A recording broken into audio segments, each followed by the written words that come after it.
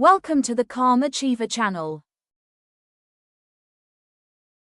What if you could teach a machine the way we teach a child?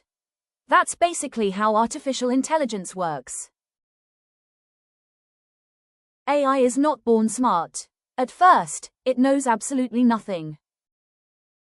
To make AI intelligent, developers feed it huge amounts of data, photos, videos, books, conversations, and sounds.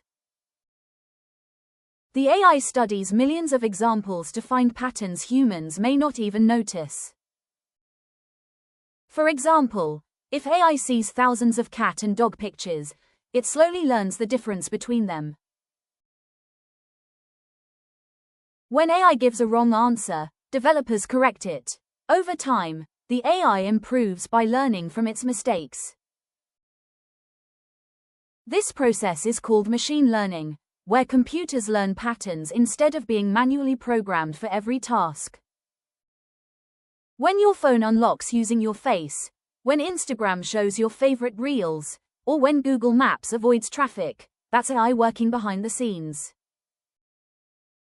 From hospitals and schools to cars and smartphones, AI is changing the way the world works. And this is just the beginning. The future may be powered by AI.